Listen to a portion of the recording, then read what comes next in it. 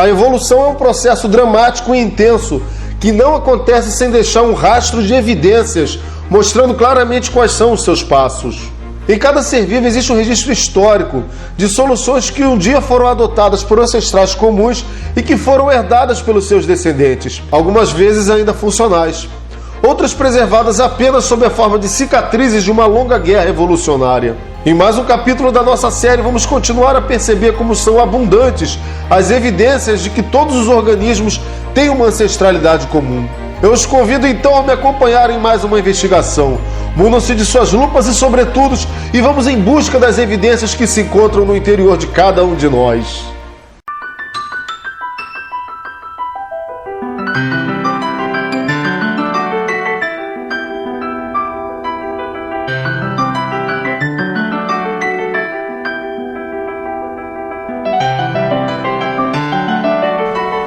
Fala galera, sejam bem-vindos novamente ao canal Papo de Primata.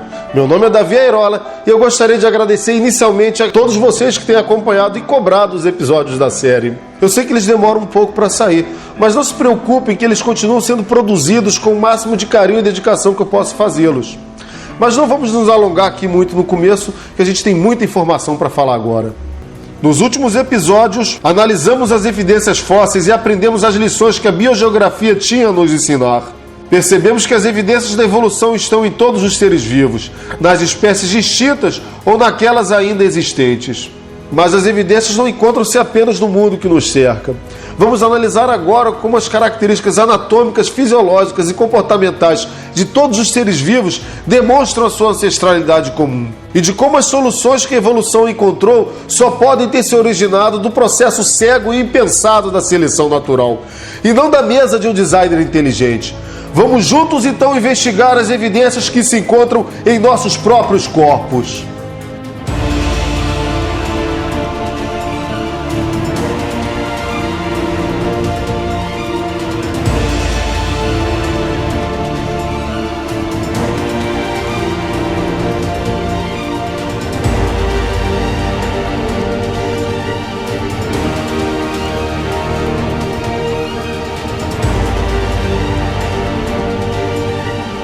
O lançamento da Origem das Espécies, em 1859, causou uma razoável comoção na sociedade vitoriana. As ideias de Charles Darwin pareciam discordar do conceito bíblico de criação, e para muita gente se tratava mesmo de sacrilégio contra a palavra divina. Mas o que mais incomodou os fundamentalistas da época, gente, não foi nem tanto a revelação de que todos os seres vivos tinham uma origem comum, mas a percepção de que essa origem era comum também a nós, seres humanos. As escrituras afirmavam que o homem foi criado à imagem e semelhança de Deus. Dizer que as nossas formas são derivadas de animais primitivos era claramente uma heresia. Em seu livro A Descendência do Homem, Darwin sugeriu que os grandes macacos africanos, como gorilas e chimpanzés, são nossos parentes próximos.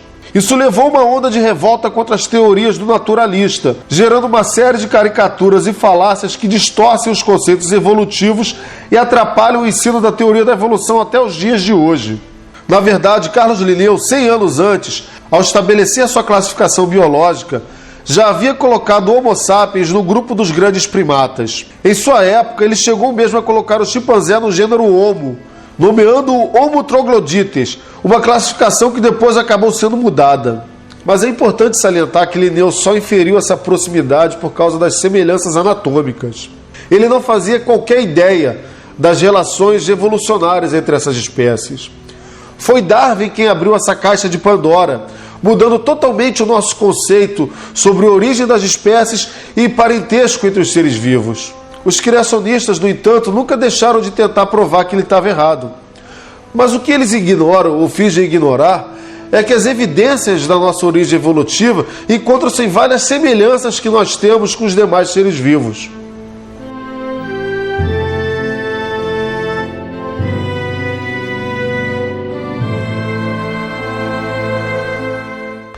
Compartilhamos muitos aspectos da nossa anatomia com os demais primatas. E muito antes da genética comprovar o nosso parentesco, as semelhanças já o demonstravam. No meu primeiro vídeo desse canal, afinal o homem descende do macaco, eu cito algumas dessas características. E eu não vou me alongar aqui e descrevê-las aqui de novo. Eu vou deixar linkado aqui embaixo para que vocês possam assistir aquele vídeo. Por hora, eu quero falar de outras semelhanças. Eu quero começar lembrando que um dos argumentos mais utilizados pelos negadores da evolução é o conceito de complexidade irredutível. A ideia de que alguns sistemas biológicos não podem ter se originado por causa da evolução porque eles não funcionariam parcialmente. Ou seja, essas estruturas não poderiam ter surgido de modificações graduais e sucessivas porque esses estágios intermediários não seriam funcionais. Exemplificando, um dos elementos que geralmente é utilizado como exemplo de ser um órgão de complexidade irredutível seria o olho humano. Um órgão tão complexo que não seria possível funcionar se não fosse projetado e colocado em funcionamento, já todo pronto, com suas partes já dispostas nos locais onde deveriam estar para que ele funcionasse. Até porque meio olho não serviria para absolutamente nada. Esse é um argumento já refutado à exaustão, gente. Mas vale lembrá-lo aqui porque é justamente o contrário. Algumas das evidências evolutivas mais fortes encontram-se justamente na existência de aparatos visuais mais simples em espécies mais primitivas. Entendam, se a teoria da evolução estiver correta, organismos mais primitivos terão estruturas mais simples que organismos menos primitivos, uma vez que, em geral, a evolução caminhou no sentido de aumento de complexidade. E adivinha só, é isso que a gente encontra quando analisa os seres vivos existentes. E já que a gente citou o olho, é por ele que a gente vai começar. Os olhos mais primitivos que conhecemos surgiram justamente nos organismos mais primitivos, os seres unicelulares. Alguns deles possuem proteínas fotorreceptoras capazes de perceber a luminosidade no ambiente. Avançando no tempo e na complexidade, surgiram os ocelos de organismos multicelulares ainda muito primitivos, como os presentes em alguns quinidários. Estes olhos primitivos são formados por células fotorreceptoras e ainda são bastante simples, capazes apenas de indicar se está claro ou escuro. Após mais alguns milhões de anos, houve uma grande divisão no reino animal, com grupos evoluindo de formas diferentes e produzindo suas próprias versões de olhos, com a complexidade sempre aumentando dos seres mais primitivos para os mais modernos. Num dos grupos surgiram os artrópodes e seus olhos compostos, presentes em animais como insetos e muitos crustáceos. Já os moluscos são particularmente úteis para vermos o excepcional registro de evolução dos olhos. Até porque ainda hoje encontramos nas espécies vivas desses animais várias soluções adaptativas que a evolução gerou. A visão dos moluscos surgiu em ocelos chatos nas classes mais primitivas, também apenas capazes de diferenciar claro e escuro, passando pelos olhos em cálice, como em alguns bivalves, que permite não só perceber a luminosidade, mas saber de que direção ela está vindo. Outro avanço foi o surgimento da visão dos náutilos, cefalópodes mais primitivos e cujos olhos funcionam como câmaras escuras, o que lhes conferiu uma precisão maior. Depois, já a visão dos gastrópodes, como caracóis e lesmas, que já possuem lentes cristalinas, até chegar aos magníficos e eficientes olhos dos cefalópodes mais complexos, como polvos e lulas, que em vários aspectos têm olhos muito melhores do que os nossos. Um outro grupo muito distante desses que a gente já viu deu origem aos animais cordados. Dentre eles, os peixes e seus complexos e eficientes olhos. Todos os vertebrados terrestres, anfíbios, répteis, aves e mamíferos descendem de peixes ósseos e, portanto, têm anatomia e fisiologia muito semelhantes a estes ancestrais aquáticos. Nossos olhos são bastante semelhantes aos dos peixes, com poucas modificações. Há várias estruturas e sistemas que evidenciam aumento de complexidade em paralelo à história evolucionária dos organismos, mas eu vou citar alguns aqui com bastante brevidade só para a gente continuar. Há o sistema circulatório, inexistente em animais como as esponjas e os quinidários, mas que já começam a surgir em alguns anelídeos. Os sistemas circulatórios mais primitivos, em geral, são abertos, com algumas exceções, com o sangue caindo em lacunas espalhadas pelo organismo. Conforme a complexidade aumenta, os sistemas circulatórios tendem a se tornar fechados, aumentando sua pressão. O próprio coração é mais simples em animais mais primitivos. Dentre os vertebrados, os corações mais simples são os dos peixes, seguidos pelos dos anfíbios, dos répteis e finalmente os das aves e dos mamíferos. E o que dizer então do cérebro? Também para ficar nos vertebrados, a ordem de complexidade é exatamente a mesma. Os cérebros dos peixes são, em geral, bem mais simples que os dos demais grupos, onde eles vão aumentando de complexidade gradualmente, culminando na complexidade existente nos cérebros dos mamíferos. E entre eles, este aí que está nesse exato momento aprendendo sobre tudo isso dentro do seu crânio. E agora lembrem-se, no primeiro capítulo desta série, vimos que estes organismos surgem no registro fóssil exatamente nesta ordem. A quantidade de estruturas que aumentam de complexidade, no mesmo sentido da ordem que esses grupos aparecem na história da vida, é grande demais para poder ser considerada apenas uma coincidência. Também é bastante esclarecedor que os indícios dessa origem comum não se restringem à história pregressa das espécies, mas elas estão presentes nos organismos muito antes do seu nascimento.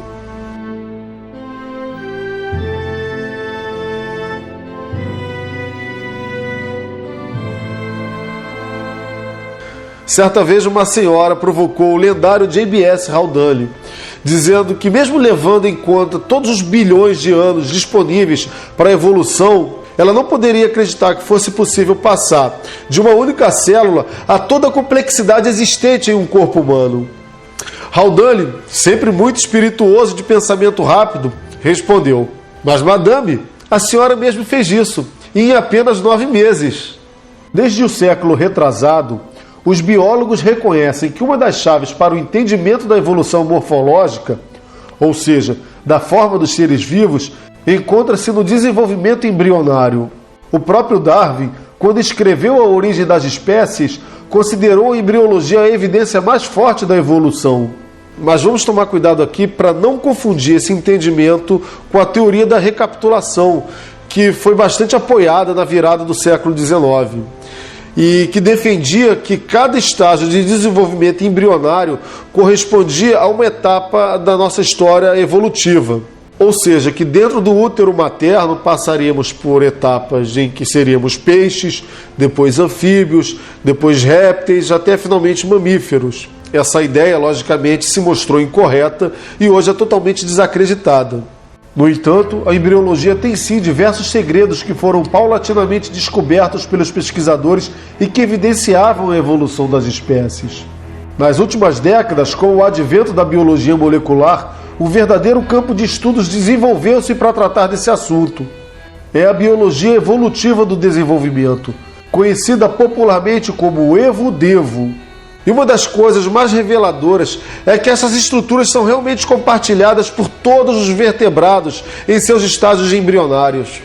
Eu gostaria que vocês dessem uma boa olhada nesses embriões, todos no início do seu desenvolvimento. Embora muito semelhantes a larvas de peixes, eles são de animais totalmente diferentes. Mas em todos eles, os membros ainda estão ausentes e uma cauda é bem visível. O mais interessante e o que mais aumenta o seu aspecto de peixe é o fato de todos possuírem uma série de bolsas separadas por fendas em cada lado dos seus corpos, perto de suas futuras cabeças. São os arcos faríngeos ou arcos branquiais. Cada arco possui tecidos que futuramente se tornarão cartilagens, ossos, nervos, músculos e vasos sanguíneos. Em peixes, o primeiro arco se tornará maxila e os demais suas guelras. Eles irão se abrir, formando vasos sanguíneos para a captação do oxigênio da água e nervos para controlar o movimento das guelras. Mas em outros vertebrados, a história é bem diferente. Nestes, esses arcos formarão estruturas totalmente diferentes. Em mamíferos, formarão os ossículos do ouvido, a trompa de Eustáquio, a carótida, a laringe e os nervos cranianos. É bastante sugestivo que órgãos tão distintos, existentes em grupos diferentes de animais, tenham se originado das mesmas estruturas embrionárias. Seriam essas evidências evolutivas? Claro que o criacionista ia dizer que não, e ele podia dizer que isso só é assim mesmo porque aquela é a melhor forma de produzir um organismo. A questão é que essa solução causa alguns problemas, e um deles é aquele encontrado no famoso caso do nervo laríngeo. Essa é a hora que os negadores da ciência começam a ficar realmente nervosos. O laríngeo é uma ramificação do nervo vago, que corre ao longo das costas a partir do cérebro.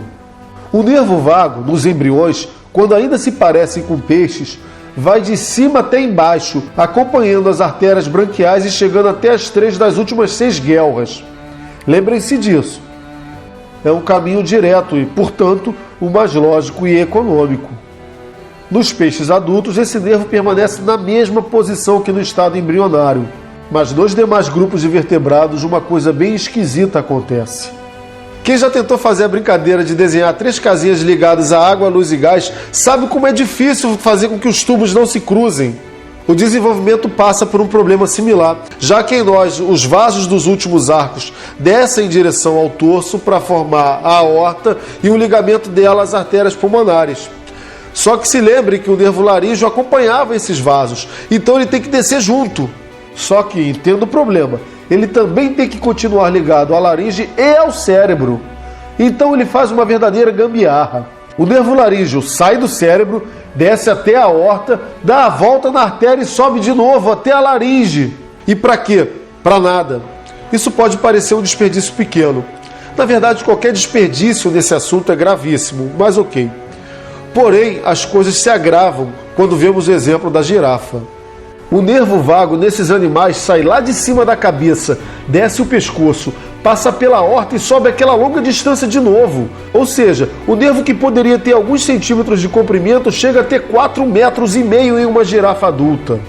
Maior do que a contorção que o pobre nervo tem que fazer é a contorção que os criacionistas têm que fazer para explicar essa doideira. Mas a ciência tem uma explicação fácil e elegante, e é por isso que essa é uma excelente evidência evolutiva. A evolução não é guiada. Ela não pode cortar e rejuntar um nervo para evitar que ele fique preso numa artéria. A evolução acontece em pequenos passos, feitos às cegas, com apenas algumas mutações disponíveis a cada geração. Essa forma inicial dos embriões foi o melhor que ela conseguiu para os peixes. Para os demais vertebrados que deles evoluíram, não surgiu nada melhor. Por isso ela continuou. Mas as espécies terrestres foram obrigadas, por pressão seletiva, a tomarem formas diferentes no decorrer do seu desenvolvimento. E foi isso que deu para fazer com recursos de possibilidades tão limitados. Se uma gambiarra resolve um problema e não é substituída por uma solução melhor, que dê mais vantagens competitivas para quem as possua, então essa gambiarra vai continuar. Uma outra coisa. A cauda embrionária é uma estrutura que costuma desaparecer em algumas espécies, como as dos grandes primatas. Nossa cauda embrionária desaparece na 8ª semana de desenvolvimento, com a perda ou fusão de algumas vértebras caudais. E a pergunta que a gente tem que fazer é, se essas caudas não têm nenhuma serventia para o embrião, por que elas surgem para desaparecerem semanas depois? Novamente a evolução tem a resposta. Esses genes responsáveis pelo desenvolvimento da cauda surgiram nos peixes. Esses genes continuam a atuar nos animais terrestres. Porém, naqueles que não têm cauda, eles só atuam enquanto não entram em ação outros genes responsáveis pelo desaparecimento da cauda. Genes esses que só surgiram no momento evolucionário posterior, em espécies que não têm cauda. A cauda só permanece nos embriões porque não houve pressão seletiva para ela desaparecer. Em outras palavras, não houve alguma mutação que gerasse embriões sem cauda que desse alguma vantagem evolucionária para os organismos que possuíssem essa mutação. E da mesma forma que ocorre com embriões humanos, embriões de outros animais também apresentam estruturas que desaparecerão antes do nascimento. Embriões de golfinhos, por exemplo, apresentam patas traseiras em seus estágios iniciais de desenvolvimento. A verdade é que, assim como a evolução, o desenvolvimento embrionário é muito conservador. Uma mudança drástica exigiria a ocorrência de várias mutações diferentes ao mesmo tempo. Embora isso seja possível, é bem compreensível que efeitos colaterais ocorridos na formação das estruturas iniciais sejam mais deletérios e fatais que aqueles que ocorrem em estruturas posteriores, derivadas, que no final podem até dar uma vantagem a qualquer organismo depois que ele nascer. As coisas que evoluíram mais tarde, portanto, tendem a aparecer no desenvolvimento embrionário num estágio posterior àquelas coisas que surgiram nos estágios iniciais e que dão vantagens a todos os organismos. E, no fim das contas, temos um embrião semelhante ao de um peixe somente porque descendemos de um ancestral semelhante a um peixe, que tinha um desenvolvimento embrionário inicial já bastante eficiente. Em alguns casos, como dos arcos faríngeos, essas estruturas continuam a se desenvolver e geram resultados diferentes dependendo da espécie do animal. E é analisando esses resultados que nós vamos agora estudar uma das mais célebres evidências evolutivas.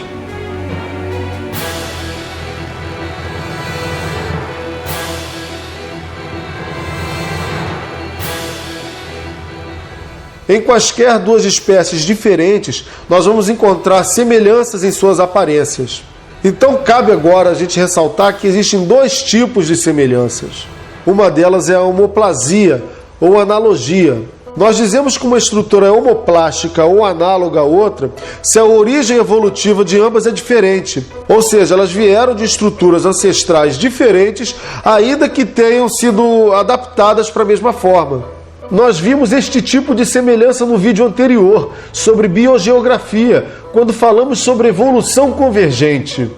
Não vamos então nos alongar nesse tipo aqui, só citando um exemplo rápido.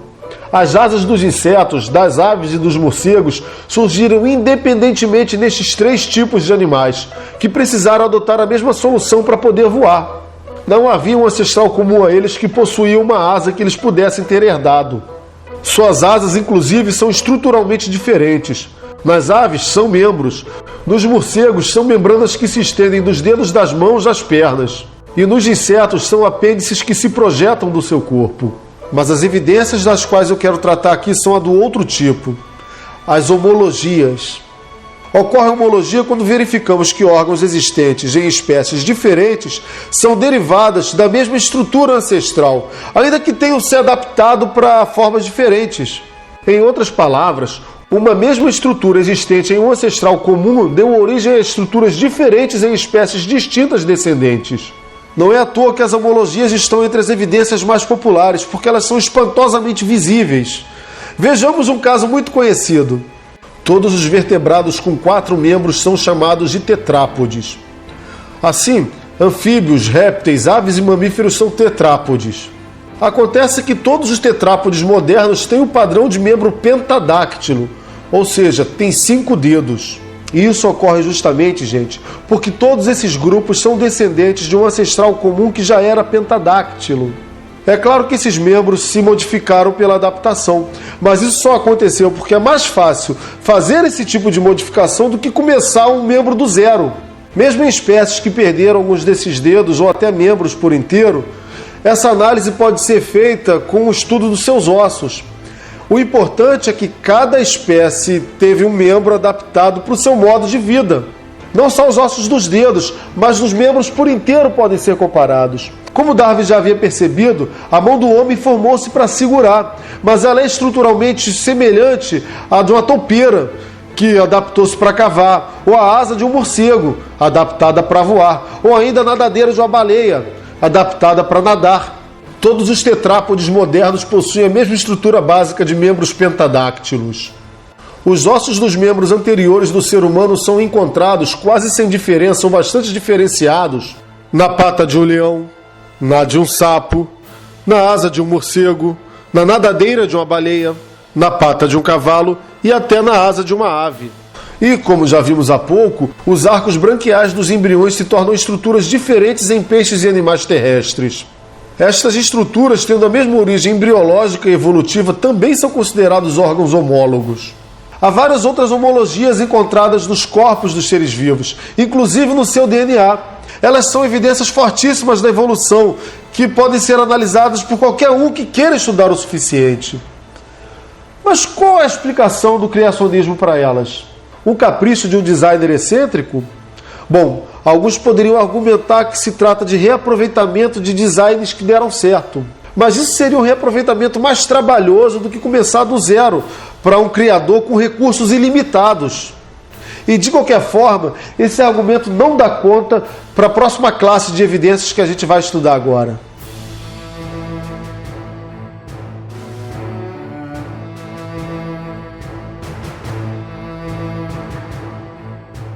Gente, um amigo meu passou recentemente por um problema que por pouco não o matou. Ele teve apendicite, uma dolorosa inflamação do apêndice, uma pequena extensão em forma de tubo que se projeta do seco, a primeira parte do intestino grosso. Ele tem tamanhos variáveis dependendo da pessoa e algumas pessoas até nascem sem ele. Muitas pessoas, inclusive, só sabem que tem ele quando são obrigados a passar por um tratamento, que às vezes inclui até uma cirurgia para retirada dessa pequena estrutura. Para que serve o apêndice? Essa não é uma resposta muito fácil, porque ela não é óbvia. Não existe registros de efeitos negativos ou maior mortalidade de quem teve o apêndice retirado por uma cirurgia. Bom, para falar a verdade, ele pode ter sim alguma utilidade, funcionando como parte do sistema imune. E já se sugeriu que ele servisse para refúgio de algumas bactérias fecais, caso alguma infecção as remova do nosso sistema digestório. Mas esses benefícios, galera, são muito pequenos se comparados ao risco de se ter um apêndice. Ele pode ser facilmente obstruído, infeccionar e inflamar. Seu rompimento pode levar à morte. Hoje em dia, uma cirurgia pode salvar a sua vida. Mas antes que os médicos começassem a remover apêndices no século XIX, a mortalidade por apendicite era enorme. Em mais de 99% da nossa história evolutiva, a gente não tinha cirurgiões. Então, se os benefícios são tão pequenos, por que a gente leva essa bomba relógio dentro da gente? A resposta é simples, porque nós a herdamos dos nossos ancestrais herbívoros. Muitos mamíferos que se alimentam de plantas possuem um seco aumentado, que serve como bolsa de fermentação para abrigar bactérias que ajudam o animal a quebrar a celulose em açúcares que eles podem consumir. Em nossa espécie, ele atrofiou e perdeu suas principais funções. O apêndice é o que nós chamamos de órgão vestigial, uma estrutura que tinha uma determinada função no organismo primitivo, mas que perdeu parcialmente ou totalmente essa função nos organismos descendentes. Já falamos aqui da cauda que possuíamos quando éramos embriões. Ela desaparece ainda no útero, mas o cóccix, a terminação em forma de triângulo da nossa espinha, composta por várias vértebras fundidas, está aí para nos lembrar do nosso passado remoto. O cóccix é o que restou da cauda dos nossos ancestrais.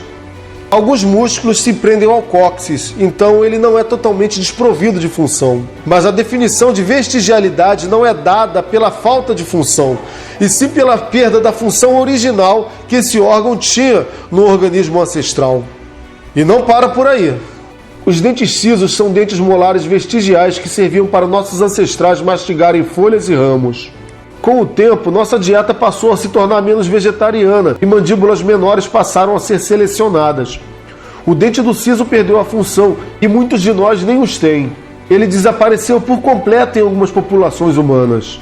Ainda assim, ele nasce em muitos jovens, não raro causando inflamações, dores e até deformações da mandíbula, de modo que em alguns casos eles devem ser cirurgicamente retirados. Você quer ver uma evidência da evolução nesse exato momento? Observe os seus olhos no espelho. Você vai perceber uma fina membrana no canto de cada um dos seus olhos. Esta membrana tem o nome de plica semilunares e é um vestígio da membrana nictitante presente em peixes, répteis e aves e que serve para proteger e limpar o globo ocular. Em nossa espécie, esta estrutura ajuda a manter a drenagem lacrimal e permite uma maior rotação do globo ocular. E não são apenas estruturas, nós também temos comportamentos vestigiais. Talvez você tenha algum dia reparado a propensão que os bebês muito jovens têm de agarrar qualquer coisa que toque a palma de sua mão. É um reflexo que começa a ser apresentado ainda no útero e permanece no bebê até cerca de 3 meses de idade. Basta que você encoste o seu dedo na mãozinha do bebê e ele vai fechar a mão prendendo o seu dedo com força suficiente para sustentar o seu próprio peso durante alguns segundos. Este, gente, é o chamado reflexo de preensão palmar, um comportamento primitivo, provavelmente oriundo de uma época em que os nossos ancestrais, quando bebês, precisavam se segurar nos pelos das suas mães para não caírem. De fato, este comportamento involuntário é tão forte que os bebês também tentam fechar os pés, com o reflexo de preensão plantar, algo que só era possível quando tínhamos pés semelhantes a mãos, como ocorre nos demais primatas. Mas ainda adultos temos alguns comportamentos primitivos. Você já sentiu um arrepio? Quando passamos por um momento de estresse ou quando sentimos frio, nossos pelos se eriçam. Este é outro reflexo vestigial de quando nossos ancestrais peludos eriçavam seus pelos para parecerem maiores frente a uma ameaça, como fazem os gatos, por exemplo. Ou quando precisávamos aumentar o volume da nossa camada de pelos para nos isolar termicamente do frio exterior, nos mantendo aquecidos. Vestígios existem em diversos animais, e a gente poderia se alongar aqui fazendo uma lista enorme. Mas a gente precisa continuar a nossa investigação, não sem antes falar de 3 estruturas vestigiais que não podem ficar de fora de nenhuma lista. Olhos vestigiais, presentes em animais que vivem em ambientes onde há pouca ou nenhuma luz, como algumas toupeiras, peixes ou invertebrados que evoluíram de animais com olhos funcionais, mas que se tornaram cegos ou quase cegos, já que o custo para se manter olhos totalmente operacionais é grande demais para organismos que não precisam deles. Asas que não servem para voarem, kiwis, casuares, emas, avestruzes, pinguins e outras mais. Elas podem até existir em algumas dessas espécies com outra função, mas estruturalmente ainda é uma asa de ave, herdada de seus ancestrais voadores. Ossos pélvicos existentes em mamíferos que evoluíram de tetrápodes, mas que hoje não possuem as 4 patas. Estes órgãos reveladores podem ser encontrados em algumas baleias e em algumas serpentes. Fica como exercício a gente tentar imaginar um bom argumento para negar essas evidências extraordinárias, que são estruturas e comportamentos vestigiais. Enquanto isso, vamos analisar o último grupo de evidências que a gente vai ver aqui nesse vídeo.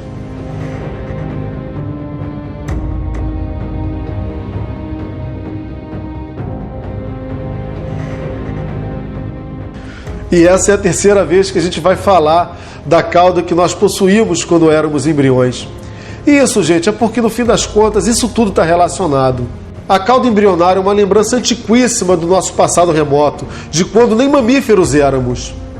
Só que ocorre, gente, que algumas vezes os genes responsáveis por fazerem a cauda desaparecer não são ativados.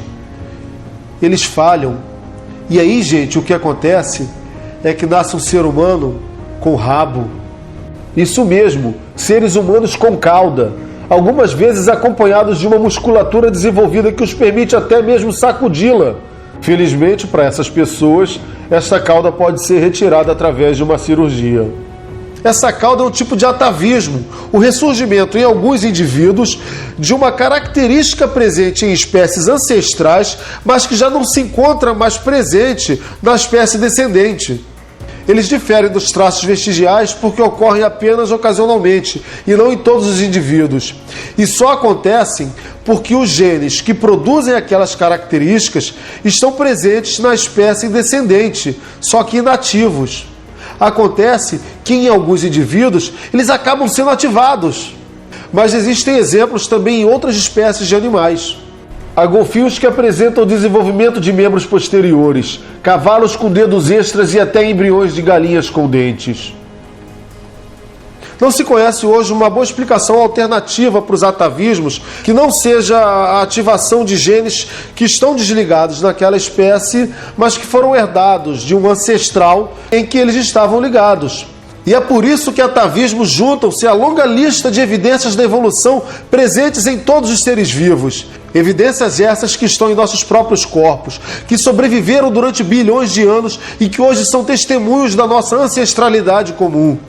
Elas surgem bem cedo, no momento da fecundação, ocorrida de forma semelhante para uma enorme quantidade de espécies que derivam de ancestrais que desenvolveram a estratégia da reprodução sexuada. Continuam no interior de ovos ou de úteros, com animais desenvolvendo-se inicialmente de forma semelhante para depois se diferenciarem. As evidências continuam mesmo após o momento em que nós nascemos. Passamos a conhecer o mundo com órgãos sensoriais adaptados durante bilhões de anos para explorar nossos ambientes. Interagimos com este ambiente através de estruturas derivadas daquelas em nossos ancestrais. Estruturas estas que podem ser analisadas em detalhes, ainda que tenham desaparecido em alguns grupos. Os indícios da nossa origem comum nos acompanham durante toda a nossa vida. São as fontes de algumas agruras, mas são inerentes a nossos corpos, gostemos deles ou não. Embora alguns neguem esta realidade, nós, humanos, somos animais, vertebrados, mamíferos, primatas. Nascemos, crescemos, vivemos, envelhecemos e morremos, como todas as demais formas de vida.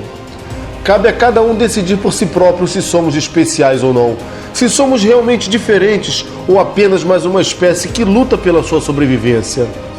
Mas não podemos ser cegos às inúmeras evidências de que todos temos uma história em comum. Este entendimento não nos diminui em nada, pelo contrário. Ter conhecimento do nosso parentesco com as demais espécies nos torna mais humildes, solidários, respeitosos e tolerantes. Essa percepção nos torna melhores e, quem sabe, mais aptos.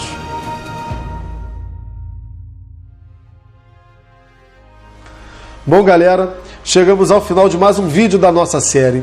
E eu sei que muitos de vocês devem estar se perguntando duas coisas. A primeira é se eu não vou falar sobre erros de projeto nos organismos. Na verdade, eu vou falar sim, mas num outro vídeo que deve ser adendo a essa série. E a outra pergunta deve ser: cadê as evidências genéticas? Elas estão em nossos corpos, não estão? Sim, eles estão. Mas esse vídeo já ficou muito grande. E essas evidências são tão importantes e conclusivas que elas ganharão um capítulo da série só para elas. Aguardem. E agora vocês já sabem. Se gostaram, deem aquele joinha, favoritem esse vídeo e compartilhem nas redes sociais para ajudar na divulgação. E não deixe de assinar o canal para não perder os próximos capítulos. Ainda há muito o que investigar. Um grande abraço.